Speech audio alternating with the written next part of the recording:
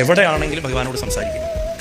ക്യൂവിൽ നിൽക്കുകയാണെങ്കിൽ ആൾക്കാർ ചീത്ത പറയുകയാണെങ്കിൽ ഒന്നും വിഷയമാക്കരുത്. നമ്മുടെ കർമ്മം തീർന്നുകൊണ്ടിരിക്കുകയാണ്. വേറെ ആൾക്കാർ നമ്മുടെ കർമ്മം എടുത്തുകൊണ്ട് പോകണമെന്ന് വിചാരിച്ചോളാം. എത്ര അധികം നേരം ക്യൂവിൽ നിൽക്കാൻ പറ്റും അത്രയും നേരം ഭഗവാനെ ജപിക്കാൻ പറ്റും.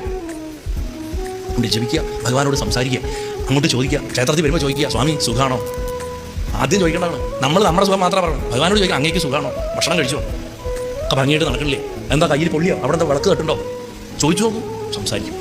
ഗുരുവായൂരപ്പൻ്റെ കണ്ണിൽ കരടുണ്ടെന്ന് മേൽശാന്തിൻ്റെ അടുത്ത് പോയിട്ട് പറഞ്ഞു കൊടുത്ത ഭക്തനുണ്ട്.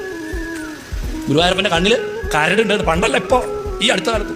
എനിക്കൂടെ എഴുക്കോട് തിരുമേനിയായിട്ടാണ് നമ്മുടെ ശബരിമല മേൽശാന്തി ആയിരുന്നല്ലോ. അദ്ദേഹം ഗുരുവായൂരപ്പൻ്റെ മേൽശാന്തി ആയിരിക്കുന്ന കാലത്താണ് എഴുക്കോട് കൃഷ്ണദാസ് അദ്ദേഹം പറഞ്ഞിട്ടുണ്ട്. എവിടെ അല്ല അങ്ങനെയുള്ള ഞാൻ പറഞ്ഞത്, ഭഗവാൻ നമ്മൾ സംവദിച്ചാൽ തിരിച്ച് സംവദിക്കും.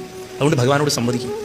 നമ്മൾ പ്രത്യേകിച്ച് നഗരങ്ങളിലൊക്കെ ജീവിക്കുന്നവർ, ജീവിതത്തിന് വളരെ തിരക്കുള്ളവർക്ക് നമുക്ക് ജപിക്കാനും പ്രാർത്ഥിക്കാനൊക്കെ ഒട്ടും ചിലപ്പോൾ സമയം കിട്ടിയില്ല. പക്ഷേ ഭഗവാനോട് നമുക്ക് എപ്പോഴും സംസാരിക്കാൻ പറ്റും.